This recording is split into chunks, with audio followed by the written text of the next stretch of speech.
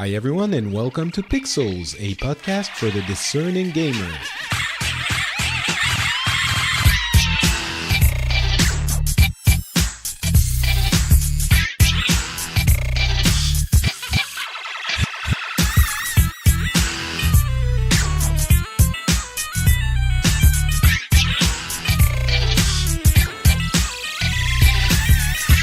Hello everyone and welcome back to Pixels, the show where we cover the news from the video game industry from the past couple of weeks or so. My name is Patrick Beja, and today I am welcoming to the show a first-timer for this show, but you've been on my French gaming show a few times because you are French, so we're going to be two French guys speaking English on an English language show. Hey Thomas, how's it going?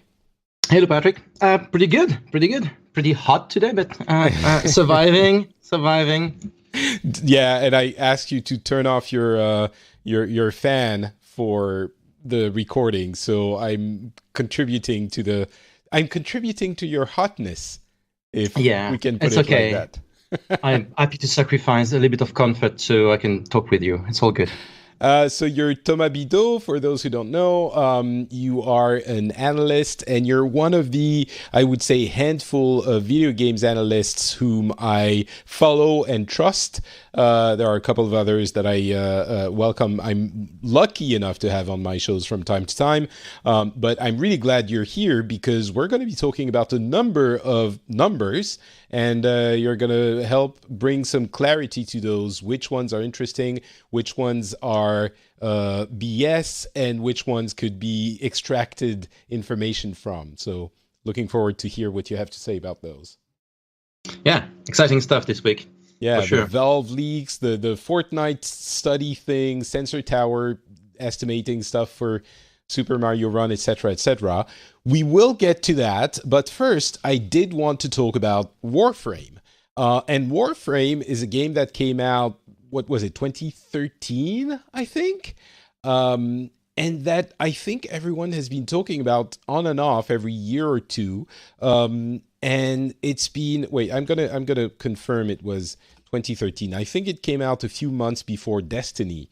And the comparison with Destiny is apt because it looks like Destiny visually and gameplay-wise. It's kind of a Destiny-like game, and so it's been around for a long time, for 5 years. It's expanded, changed tremendously, and the reason I'm bringing it up is because it's going to be coming to the Nintendo Switch, courtesy of Panic Button. Panic Button being the wizards who actually made it possible to have Rocket League. Well, I mean, Rocket League, you could have expected it would be available on Switch, but then they converted Doom, and I believe they're the ones who made Wolfenstein 2. And now we haven't seen it yet, so we don't know how graphically faithful it is to the original, but they're porting Warframe as well.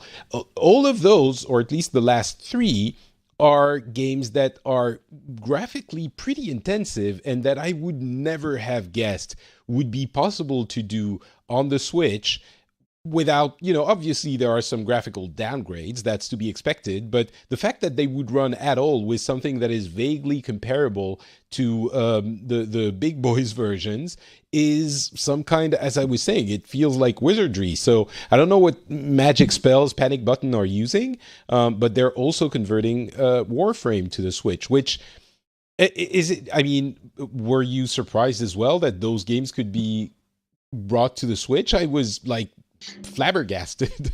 Now I'm getting used to it, but yeah, I think I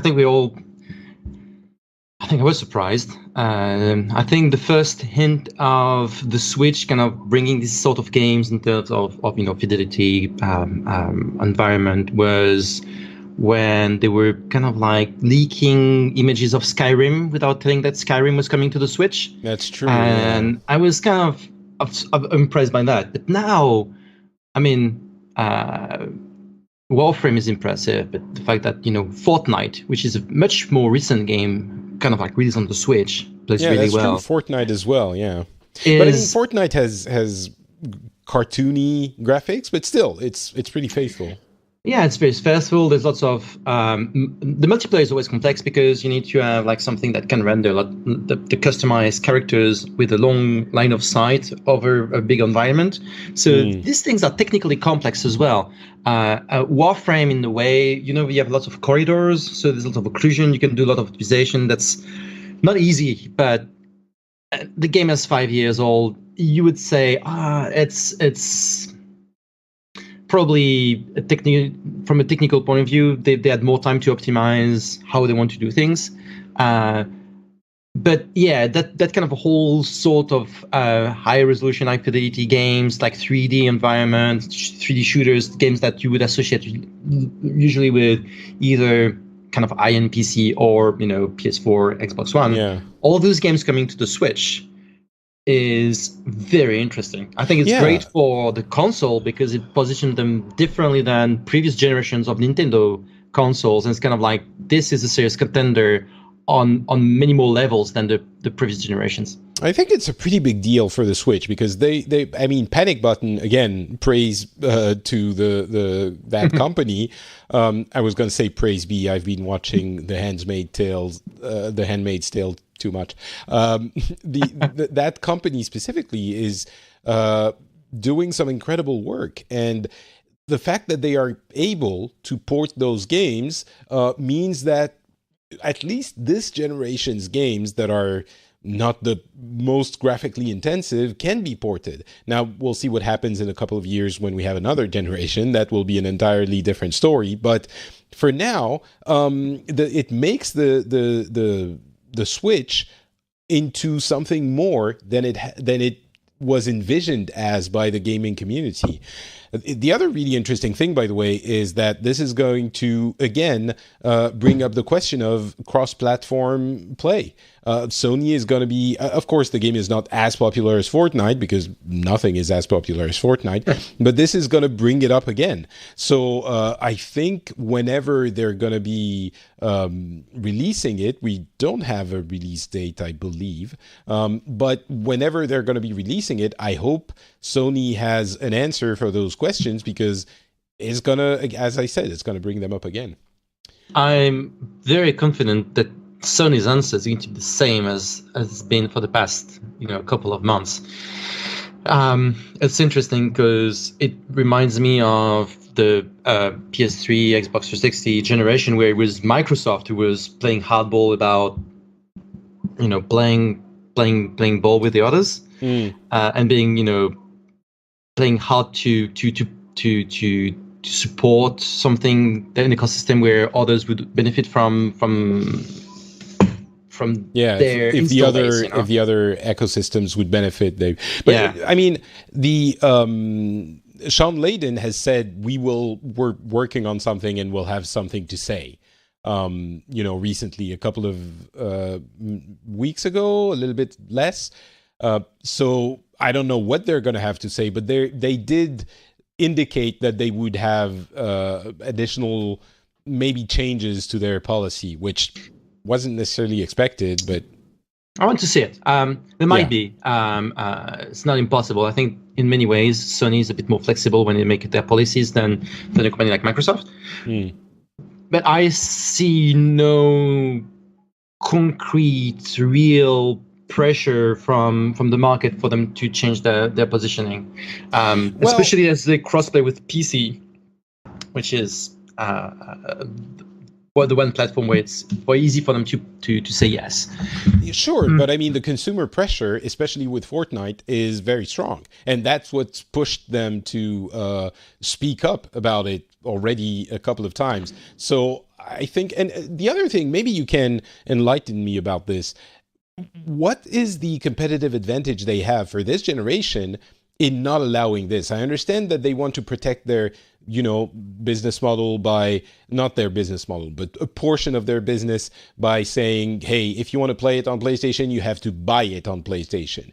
And the fear, I suppose, is the same as the App Store, which is you can't use in the game something you've bought somewhere else because then, let's say they might sell it on their own website.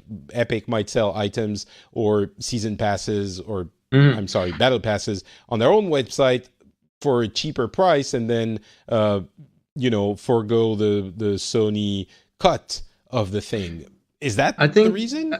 No. Also, I think there's two components. One component is the crossplay, the ability to play with someone who are on a different platform, and then the second component is protecting the way they see it, protecting their store and making sure that their customers are charged even if they move on to one of the other compatible platform like PC or mobile. On the crossplay, but what's the how is it different if that happens on Xbox than if it happens on PC? You're right. I mentioned they would want to only sell you stuff on the PlayStation Store, but you can already buy stuff on PC. So and they have the biggest market share anyway of the consoles. So it's not like people would buy stuff on the PlayStation Store in larger quantities than it's not like every player would rush off to the Xbox Store to buy stuff to play them on the PlayStation 4. I don't understand why they're so attached to it. I don't see the advantage.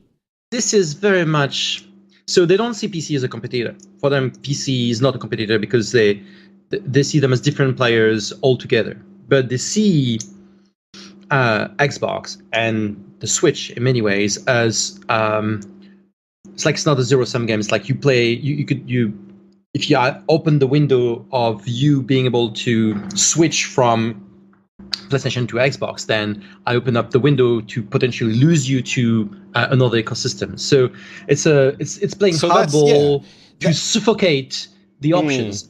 But I don't think it's working. It's not nice to the consumer. They don't want to be nice to the consumer. Of course. So it looks like very aggressive because it is. No, I understand that, but I think it's flawed reasoning. I think that is not helping them. I agree. I'm not saying this is the right logic. Yeah, but that's their thinking. Logic. Okay.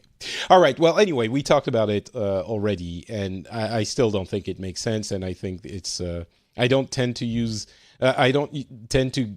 get angry about these kinds of things, but this one does make me angry. Oh, and by the way, Warframe, getting back to the topic at hand, I was comparing it to Destiny because it is very, very much like Destiny. It feels like a competent, poor man's, much more expanded Destiny. I say poor man's because it is free to play. Well, yeah, but that's not why I was saying this. It's free to play. It's very well done. It has some issues. I think the gunplay is nowhere near as satisfying as the one in Destiny. I've only played a few hours. I've played maybe, 5 hours, something like that. But the gunplay immediately feels great in Destiny. It doesn't really in Warframe. It's kind of a random, generic shooter in many ways. And the free-to-play nature, I mean, the netcode is not great. I've seen so much rubber banding for enemies and for co-op team people. It's not the best design. And it's very confusing when you first get in. There's like a map that is the size of, the entire... There are so many missions on the map and planets, and on each planet there's like 30 missions, and you expand the thing and it goes to the solar system, and there's like you can feel it's a game that has been expanded for 5 years, and you have like options and different weapons and different mods and the market and the I can't even remember all the names. It is confusing, but it's a very competent game, and they're supporting it super well. They've improved it very much. I actually played it in 2014, I think, and came back to it now. I've come back to it like every couple of years since, just to try it out. I was never completely convinced. If we didn't have as many incredible games, I think this one would be might become one of my games of choice. It's just we have other stuff that I'm interested in, but it's very competent. I think people talk a lot about Warframe right now because of the Switch port, but this is a game that suffers from a lack of visibility when it's actually incredibly popular. I don't have the numbers top of my head, but from Valve every year release the top games from in terms of sales, and to do like there's like platinum, gold, silver, and they all correspond to a number of sales for that year, kind of like like platinum disc. That's the equivalent. And Warframe, if I remember correctly, was one of the very few kind of like independent game, because I think the company's been bought since then, was in the platinum category on Steam. Right. It's an incredibly popular game. Lots of people are playing it. Lots of people are spending money on it, but we don't hear much about it most of the time, even when there's an expansion. So the announcement that was done was during their own event. They have their own TennoCon. TennoCon. I was going to say their own BlizzCon, but that's the proper name. And this is a very well followed event. There's people care about the announcement they make. They have their own very dedicated community, and it's actually a significantly popular game. In many ways, for me, you talk about Destiny, and I think it's interesting because if you look from core gameplay loop, Destiny is much more tight. You're talking about the gunplay, talking about it's a more focused experience. Like it feels more polished. It's very pretty. The character design is amazing in Destiny. I like the character design in Warframe, but you can see like the team behind Destiny. It's Bungie. They have way more people. They have a lot of experience. There's probably a bigger budget behind it. It's funny, even graphically, it feels like some kind of a Destiny. Again, a poor man's Destiny. You could I was playing it. My wife showed up in the office, in the home office, and she was like, "Oh, you're playing Destiny again?" And I was like, "No, this is Warframe." But even from afar, you might think, "Oh, that's the same game." But you're right, and it's interesting because Warframe came out before Destiny, so the art style kind of I don't think was influenced in that. But I think Digital Extremes, the developers of Warframe, do something much, much, much better, which is bringing life to the game with the live development, really embracing that game as a service, bringing new expansion all the time, so they're not perfect. They make mistakes. Their community is very vocal about those mistakes when they happen. But you look at the couple of mishaps that Bungie had on switching from Destiny 1 to Destiny 2, from the way they manage the expansions. And by the couple of mishaps, you mean the 54 mishaps that they had. I was trying to be diplomatic to be gentle? about it. Yeah, okay. Yes. And it's interesting to see that Warframe not as a polished experience, but you will realize that you can have a slightly unpolished experience, but if you have a good service layer, if you bring constant content to your players, engage with them, you can be incredibly successful. I think a good parallel, and these two games are, in many ways, in my mind, they come up together very often, is Path of Exile and Warframe.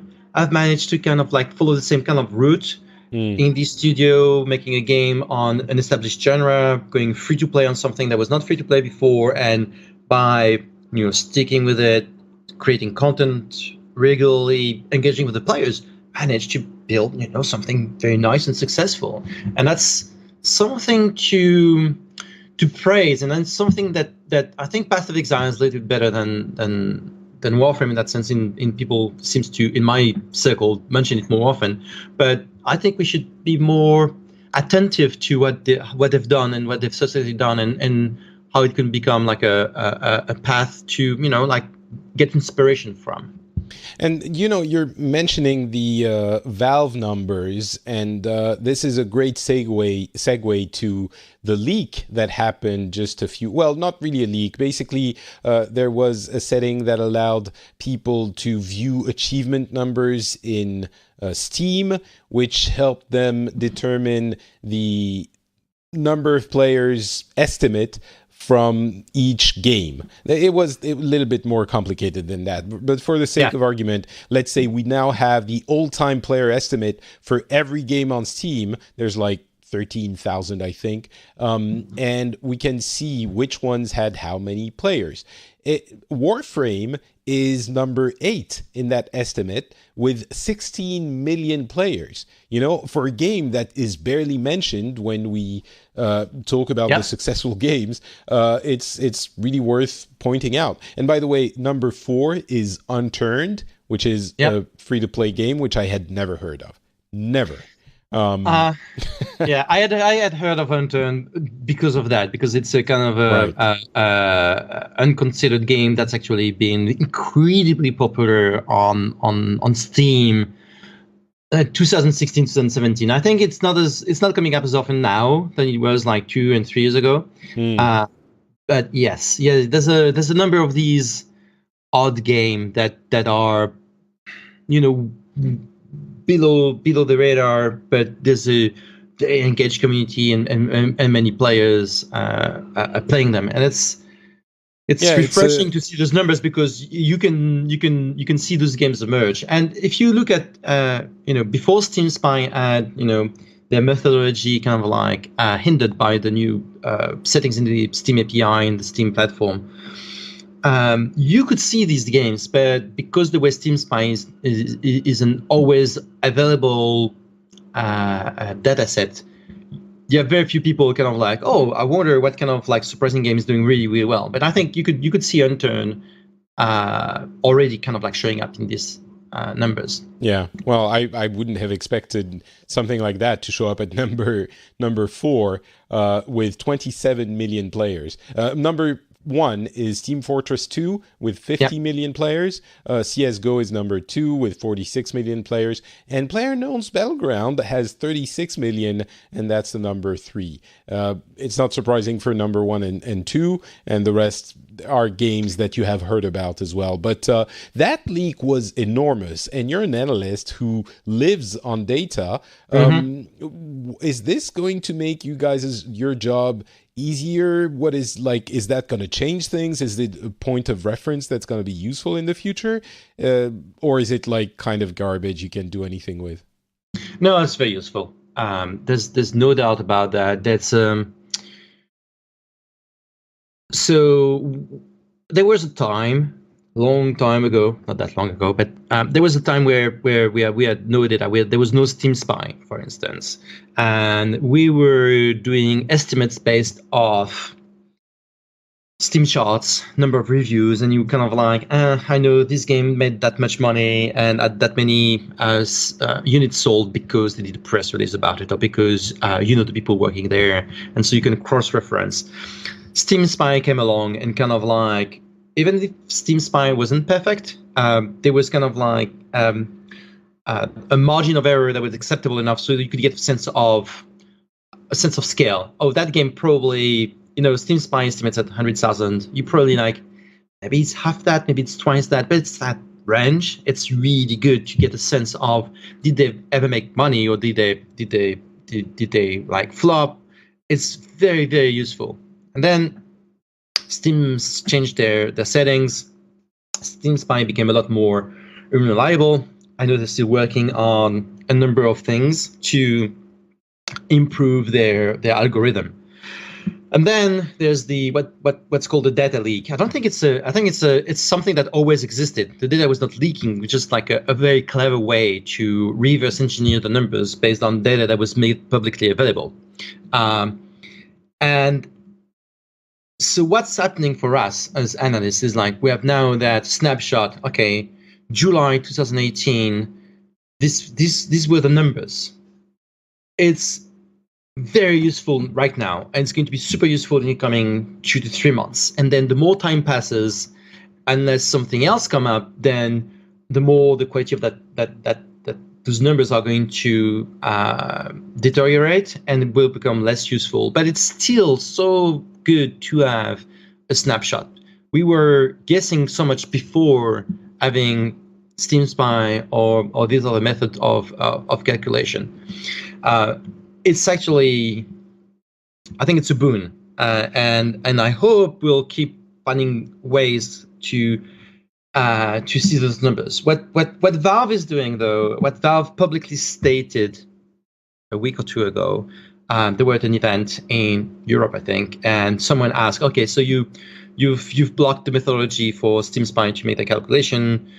As developers, we really need those numbers. It's very useful for us for our business. It's just useful to raise money. It's useful to estimate our sales, to forecast marketing budget or anything, or even like development budget." And Valve said, "Well, we are working towards something like Steam Spy, but more precise and more." We don't know. Well, that's what they said, I guess, but maybe that's what they said. So what I want to see is that did they say that to basically push back on that's very strong demand coming from everywhere in the industry. Even I think I hear people saying, "Oh, it's the big publishers. They're putting pressure on people because they don't want to share the advantage, the edge they have because they have more numbers because they know their own numbers." I think that's BS. I think everybody wants to be able to have more visibility. I don't think we need the exact numbers, but what Valve is providing right now is nothing.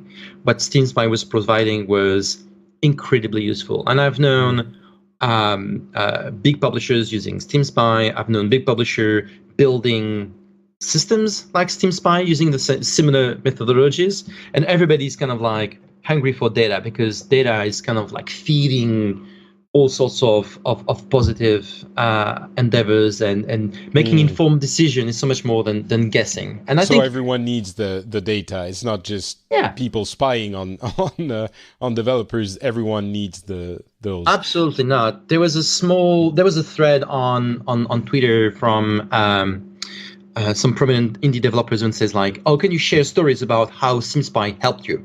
And you see those incredibly small studios and say, "Well, because of Steam Spy, I was able to convince a bank to give me money. I was able to convince like an investor to give me money." It's not necessarily like the startups that raise millions. It's also like small boutique developer that asks for $50,000 or something. I exactly. guess. Yeah. And these people, if they go to the bank and say, the bank says, "How many are you going to sell?" "Well, I'm going to sell that many." "How do you know?" "Well, here are similar games on that platform I'm targeting. Here's the numbers."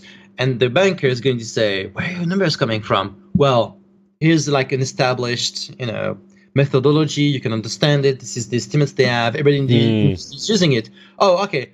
It builds confidence towards like, "Okay, you know what you're talking about. Your numbers make sense. I'll give you a loan." Just this is incredibly valuable. And I think Valve, they've blocked the methodology from Steam Spy. They blocked that methodology that I was talking about using the achievement. I think there's like pressure on Valve to provide something of that nature that helps people make informed decisions. Really interesting, yeah. And me as an analyst, if Valve doesn't do anything, it's a little bit good for my business because I spend days, scraping data from other sources, and do my own estimates. So it's doing your job for you. It's putting you out of a job. Yeah, but to be fair, I'd rather be put out of a job of crunching those numbers and be the kind of guy who has a secret recipe who can like make good estimates about how many cells there are. Right. I'd rather have this data freely available to everyone and then get hired to help people understand the numbers, go put deeper them in context, into the data. and yeah. Exactly. That would be so much more interesting to me than that. And so that's kind of what I hope will happen. That's what they said they were going to do. So we'll have to wait and see. Yeah. Very interesting developments because it puts really much more pressure on Valve than it used to be. And just to conclude on that, I think the other thing that dataset does is for someone like Sergei Galyonsky who does Steam Spy, that gives him like a dataset to feed into his own database, create new reference point where you can like cross-reference, maybe do some machine learning to bring back Steam Spy. So I'm slightly hopeful that Steam Spy might come up again with a new methodology or more complex algorithm to keep us in the light of what's going on. I'm as an analyst, I'd rather not do all that very heavy lifting that Steampai is doing, and just piggyback his work and do the other side of the work of an analyst, which is like you said, bringing context and helping going further into what the data mean. Well, that's actually really interesting, especially the part about indie developers using that data to get loans. That's really is something I had never really thought about. But there are a lot of other numbers. We have Sensor Tower estimating Super Mario Run made $60 million worth worldwide. The 70% of the revenue was coming from Apple, with 33% coming from Android, of course, and then 43% of the revenue was coming from US players. So that's one piece of data. And then we have, for the celebration of the 10 years of the App Store, App Annie estimated the total revenue from all of the apps, and the biggest revenue was generated from games, of course, with the one at the top of the list being Clash of Clans, generating $4 billion from when it was launched in 2010 to today in 2018. So if you put the two together, you see $60 million, which is nothing to scoff at, but also you see Clash of Clans generating $4 billion. Is Nintendo happy with their numbers, you think? Were they hoping for more? And then, I guess, is everyone chasing Clash of Clans? I mean, obviously, Candy Crush is right behind it, and then you have other very successful games in Japan and in China, but... I think Nintendo was hoping to make more money with Mario Run. I think they didn't lose any money with that kind of with the game. I think there's a lot of polishing to that game, so I don't think it was cheap to make, but it was cheaper than that. So they definitely made a profit. But if you read through Nintendo earning calls and the way they position themselves with free-to-play games, like even the performance of Fire Emblem on mobile, I think it's disappointing a little bit. It was very much an experiment. So I see. Wait, you think the performance of Fire Emblem is disappointing? I thought they were making. No. It's for Mario compared to Mario Fire Run Emblem. compared to Fire Emblem. Yeah, that's the way I was trying to phrase that. Right. So it's still good, but I think there was a bit of a notion of how much of the console effect can you get on a mobile and get people to get on board, and everybody loves Mario is going to play the game and most of them are going to buy it. It didn't happen in the scale they were hoping, is my look into that. So I think this means that they are not necessarily going to pursue similar setups. I mean, Mario Run was very weird in its business model compared to what usually happens on the App Store. Right, the free-to-try thing, which they touted. And you have to think, if they don't manage to make a lot of money, quote-unquote, a lot of money with Mario, what other franchise is going to make a lot of money with that model? That was the maximum they could make, I imagine. Yeah, well, you look at the big Nintendo franchise, I mean, Pokemon has its own... through the Pokemon Company and Niantic, that's the own thing going on. I mean, if they're going to do it through free to try, meaning you have to pay one fee to unlock the full game, and that's it. Yeah. I don't think they're going to try that too much again. I don't think they're going to do that again. I think they will stick to, for anything that feels quote unquote premium, they would stick to consoles and their own consoles. And what they will do on mobile is what they've done with Animal Crossing, with Fire Emblem, and more like, sadly, more traditional free-to-play games on mobile. Fire Emblem was fine. I'm not a big fan of what they did with Animal Crossing. I'm not a big fan of what they did with Magikarp. It feels a little bit at odds with the brand of Nintendo.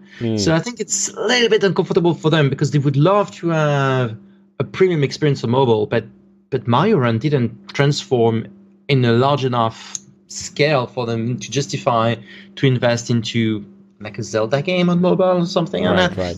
It's But you don't think so? You don't think awkward. they would dirty those premium brands with free-to-play business models? Like they wouldn't do a free-to-play No. Zelda where they would sell stuff and energy systems and stuff like that. I don't see them do that. I see them. There might be other franchises in the type of Fire Emblem where, Mm. let's say, the gameplay style, that suites of characters that you accumulate kind of lends itself pretty well to free to play. Unless you have a franchise that is into that framework, and even like Pokemon would be into that, but they would probably stick to Pokemon Go for now. I could see them. I could see them go the route everyone else is going, following Fortnite, which we're going to talk about in a second, and do some kind of battle pass, like battle pass enabled game, because that's not as dirty as the usual free to play, and everyone is accepting of that model. So maybe, but Yeah, I don't know. yeah, you might be onto something here. I could see this being considered and looked at. I think it does work with Fortnite though, because of the multiplayer element and that kind of like very long replayability. But Sure, multiplayer Zelda on mobile. There you go. That's your game. I will be requesting royalties from Nintendo when they release that. absolutely.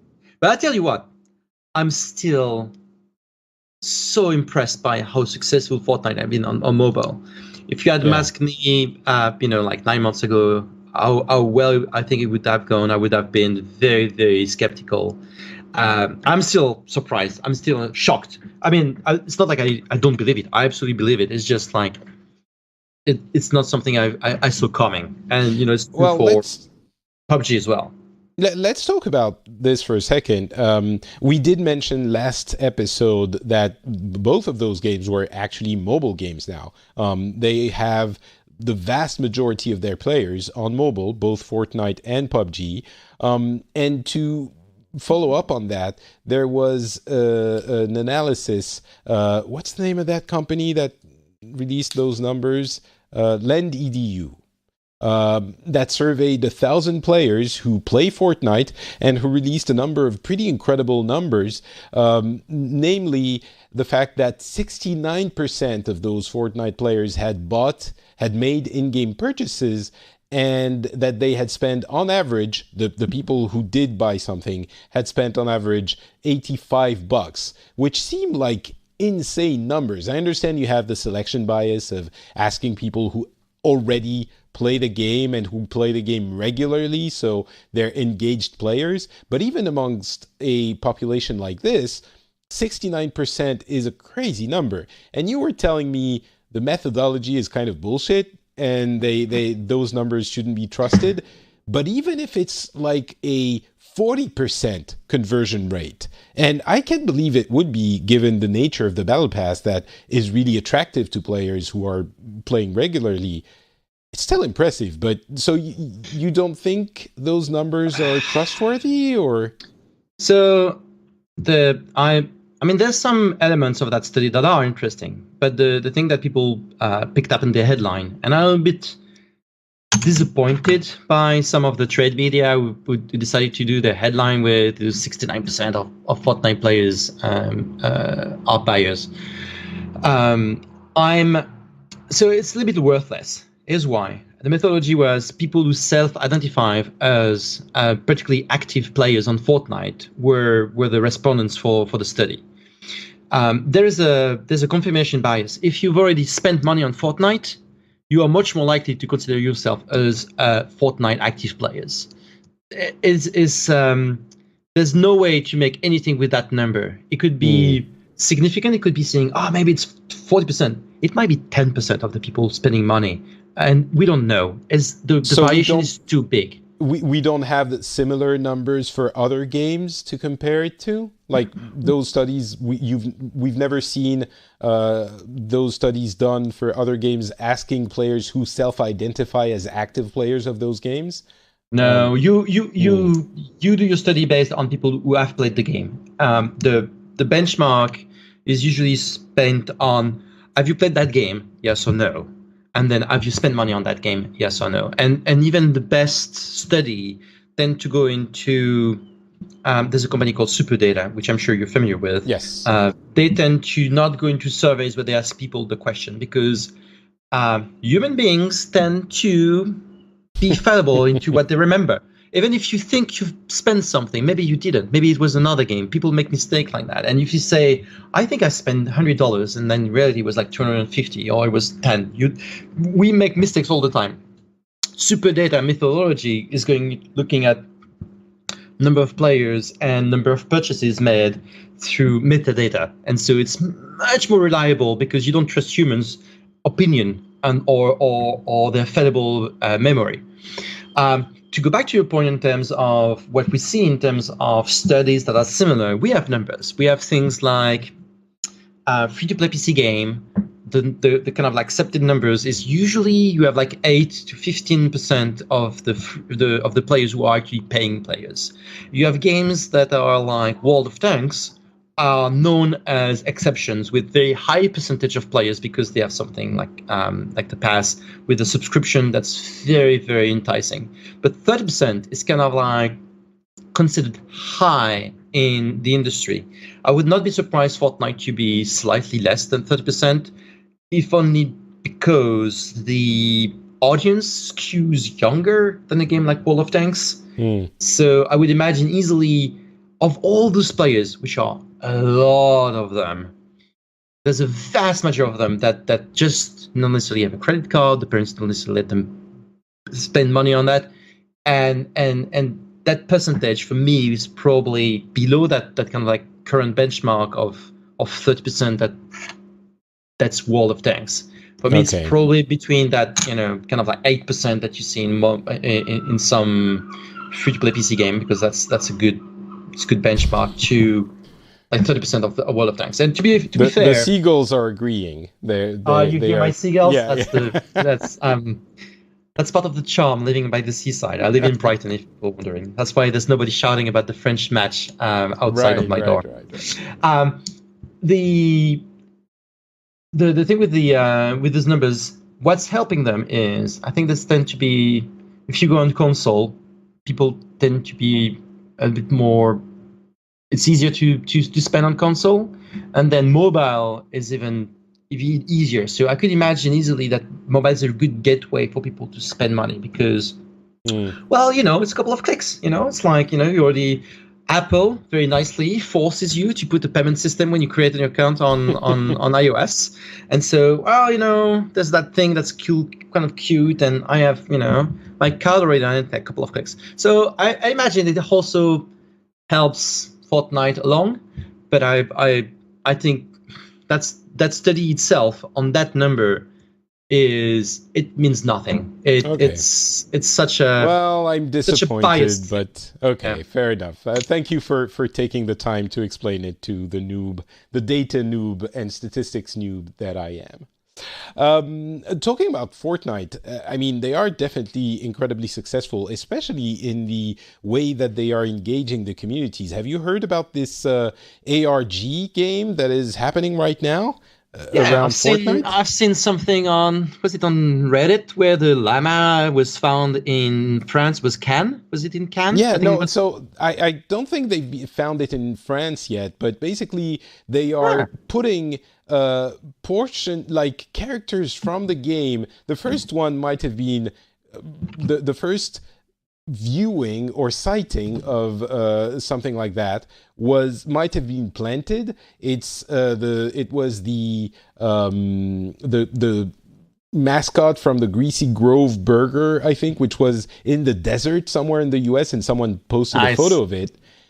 And then just 2 days ago, people started seeing Fortnite llamas in European cities, like in the actual cities, in the streets. The first one was, I think, in London or Germany, and there was another one. And people thought it would be in France, but then it turned out it showed up like in the Netherlands or something. And Fortnite Season 5 is beginning in just a couple of days. So this is a marketing, PR, communications thing for the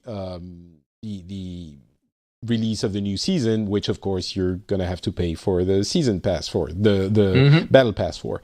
It is a stroke of genius again.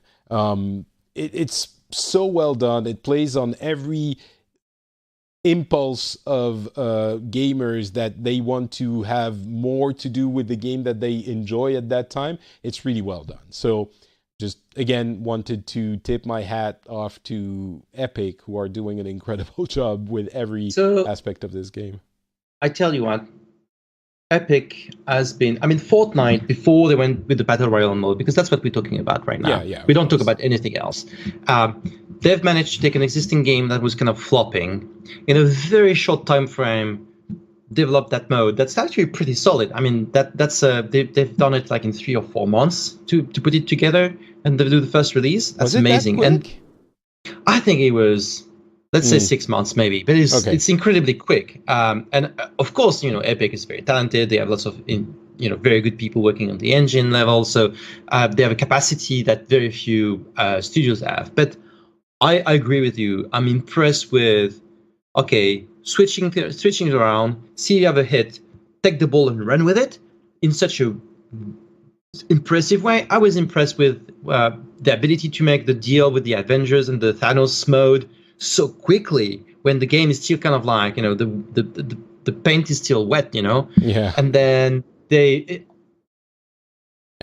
it was everything. The business model was super well done. The communication around it was super well done. The way they're engaging the players in the game, changing the map from season to season with the cracks appearing in the sky and the, things that are being rumored, like the tilted towers were supposedly going to be blown up by the big rocket. And it turned out that wasn't what was going to happen. And like they're creating a narrative within that game that has no business having a narrative, but it's respectful of that silly 100 players come in and there's no story really, but they're building a common thread throughout the seasons and an evolution to keep people interested. I mean, again, everything, yes, there's a lot of luck and just happenstance. It just happens and you can't always control that lightning in a bottle effect, but then as you said, taking the ball and running with it in the perfect way. They're really incredibly, and they're to be commended. It's not just we copied PUBG and that's it. Like they actively did a lot more to make the game that successful. And they managed to do that while running things at the same time in parallel. It's very easy for a game company, especially one that self-publishes, that's not known for its publishing arm. Epic is known for development, its technology. It's not known for its marketing initially. They've managed to be able to have like parallel discussions to put things together and not lose any momentum from one to another. That llama thing with things popping up all over, you have a number of people working on that. Yeah. It's not happening out of nowhere, and hit the right tone, go into the memes, like stay in tune with what the community is about. That's not easy. It looks easy because it's well done, but it's not easy. It's very difficult to actually engineer that, not be delayed, and hit the schedule and always have those crazy things happening. And it's no surprise that so many, like we almost have too many things happening on Fortnite. I'm getting sick of hearing about it. But at the same time, it's amazing because it's not just someone is writing yet another article to get their daily article on Fortnite to hit the number of views on their website. There's actual things happening. You've been reading like Polygon.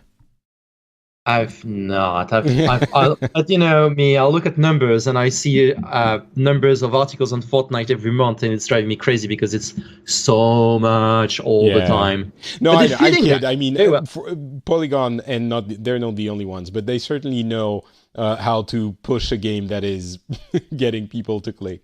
It's my main source of gaming information, by the way, so I love them. But anyway, that is, I think, the person who is in charge of communication on Fortnite should get a raise. However much they're being paid, pay them more because they are genius.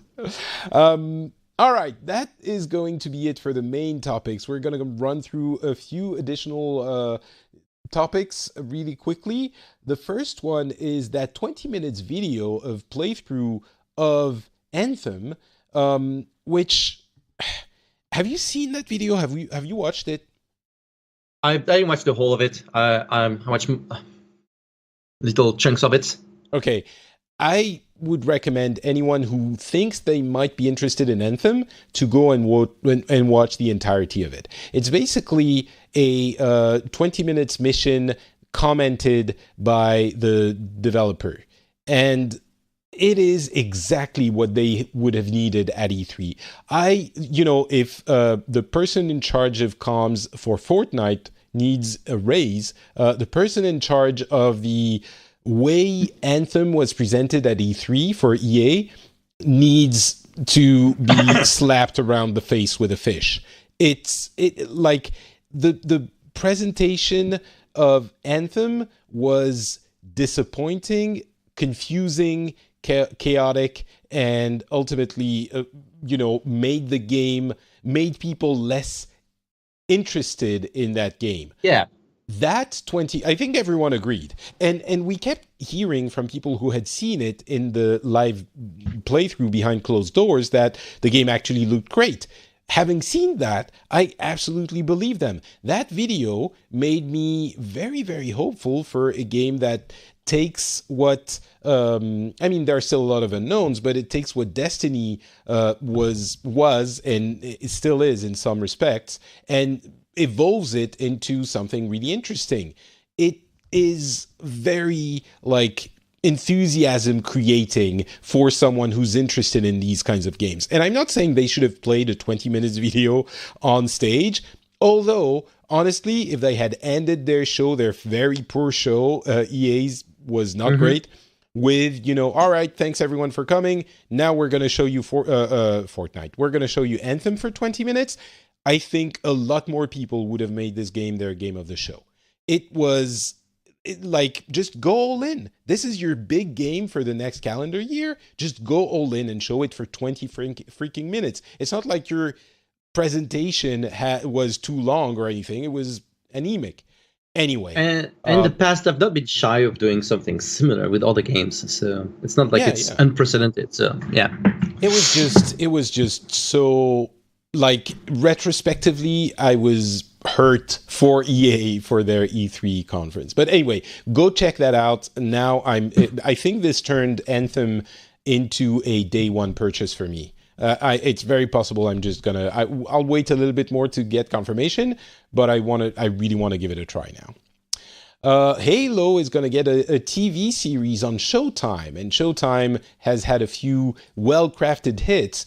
I'm wondering, Halo is not an easy property to convert to a TV series because you can't really make it about the Master Chief because, it's going to mess up the lore, but it could be well-crafted and into the world of Halo. That would be really interesting. I just hope they don't make it too...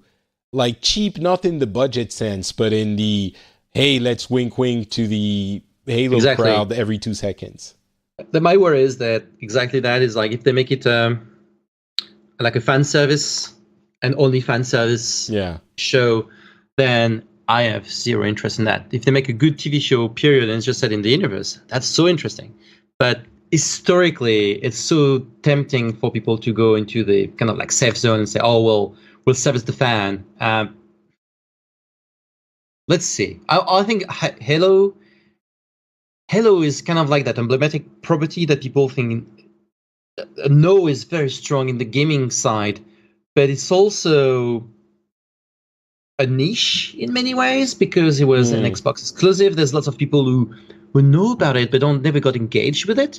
I think I have very ambivalent feelings about Halo. I don't think it's as big as people think it is because it became signature of a generation for console. So it kind of blown up how important or how well known it is. So I'm very curious to see how they tackle it. Could be really. If they could do a good TV show on its own, that's the way to approach it. Easy for me to say, but And I think, I'm worried about the fan service side of things. Yeah. The thing is, the fans are going to be watching it anyway. At least they're going to give it a chance. So make it into a good TV show first, and then link it to Halo.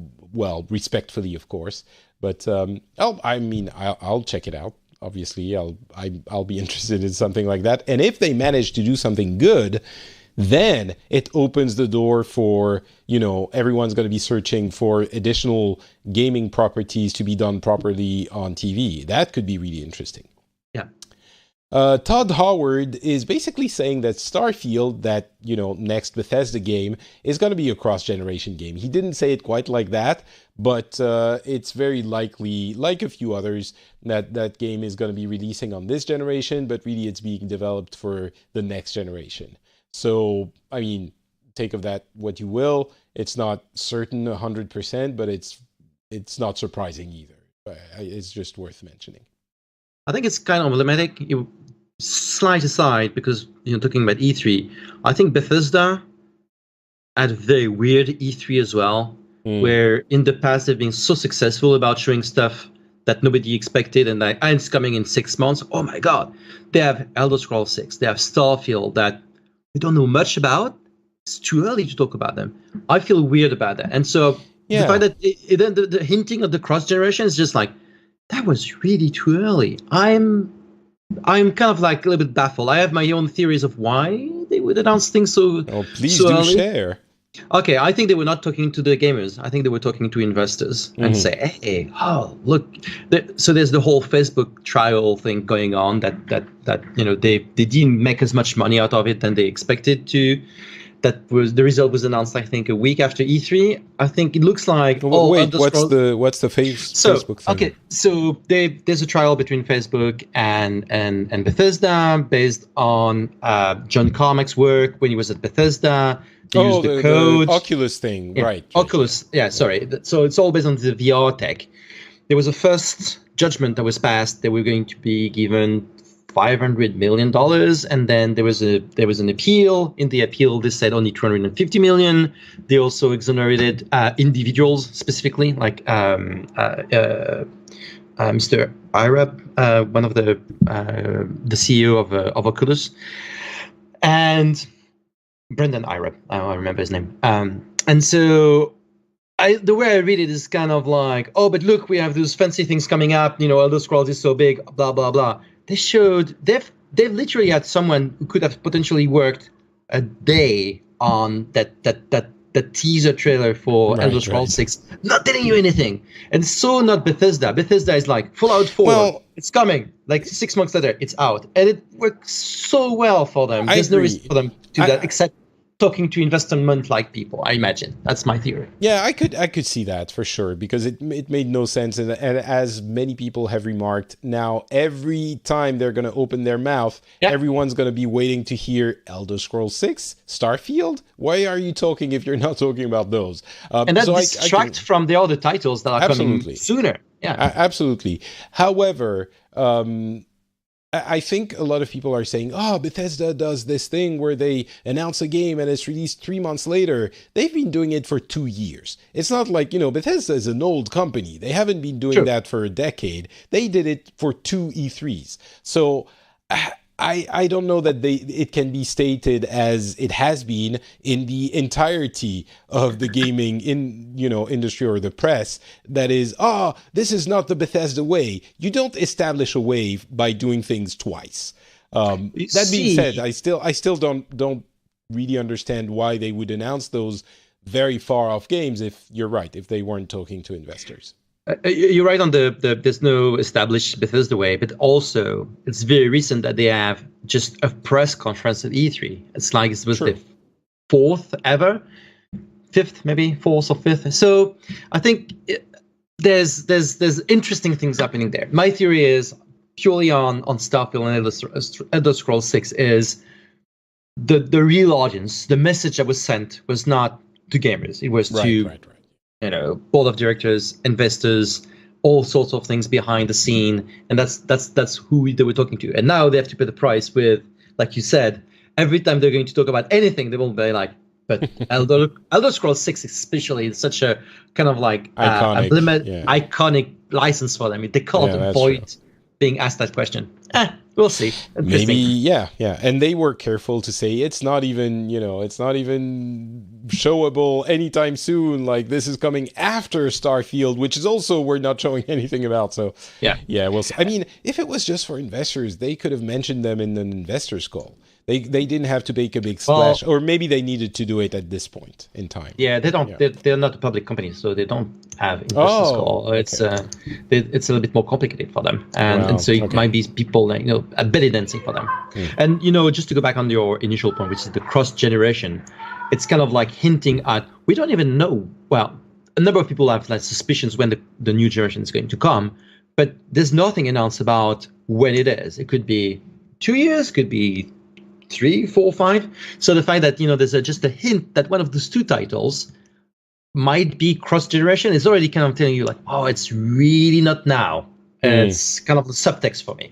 Okay, well, we will have to see. But I mean, my guess is that they're going to pull GTA 5 and release it first on this generation, and then a year or two later when the next. But anyway, I mean, Starfield again. You're right. We don't know when it's coming, so. There was a comment by, was it Duke Bowser, the actually his name, the marketing director for Nintendo US. He mentioned that the Nintendo Switch is being used docked and undocked at about the same rate. So it's over every player. Maybe some of them use it more docked than undocked, but it is being used docked as much as it is being used undocked, which is really interesting because it really shows that Nintendo did tap into something that gamers wanted. If the console was being used docked only or undocked only, it would have been, maybe they should have made a different type of console. But here it validates their concept very much. I think it's interesting. I think it's so interesting, and I think it shows how clever Nintendo is. And I suspect not all of it, not most of it, but a good portion of it is of the undock time is the second screen. Someone else watching TV and you just play in your bed next to them, watching TV at the same time, or you have your partner sleeping next to you. You don't want to put the TV to wake him or her up, and you just play on your small thing next to them. That's a behavior that was existing already with your phone, but kind of like switching now you into can do it like with games. So good. I big props on Nintendo on that generation. I think they'll be really successful with the Switch. We haven't seen the end of it, and I think that's one of the reasons. I'm really happy that Nintendo is back. So happy. Can't wait for. Anyway, okay.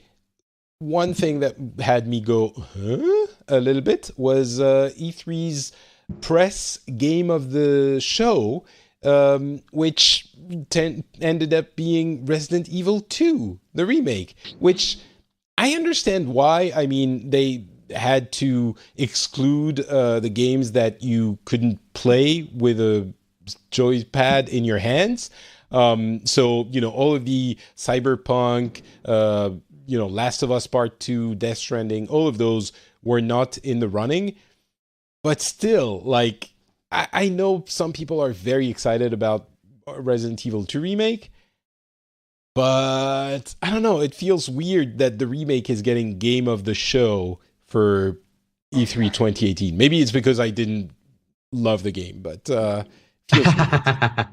I don't have anything to say on that. I don't know how surprising it should be. I think it's interesting. Definitely make me a bit more curious about the title. Everyone says it looks really great, and there's a lot of nostalgia for Resident Evil 2. It's just, I don't have a problem with remakes. Like, remake everything you want. I'm really not one of those people who goes like, oh, nowadays everything's a remake, do something original. No, there are plenty of original things. It's just that making it Game of E3 feels strange to me because it is. I mean, remakes, yes. Making them game of the show, and again, I understand it's because there aren't. Is it symptomatic of what this E3 was.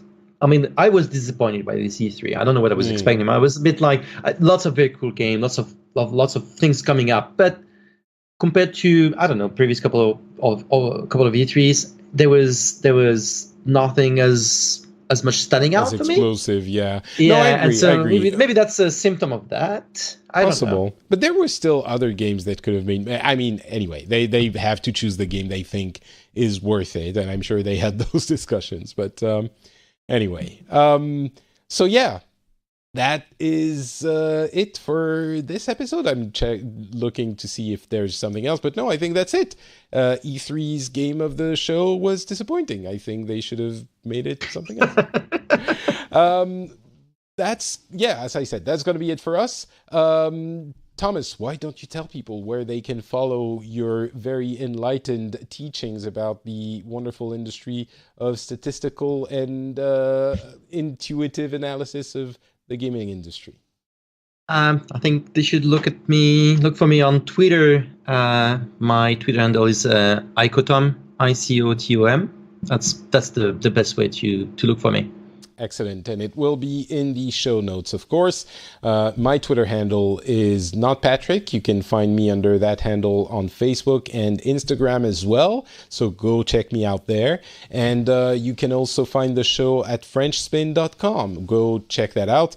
Leave comments if you want to. Tell us what we had right and what we had horribly wrong. So let us know there. And that's going to be it for this episode. I'm a little bit tired. I apologize. I don't know where I am. That's life with a baby for you. We will talk to you again in a couple of weeks. Bye, everyone.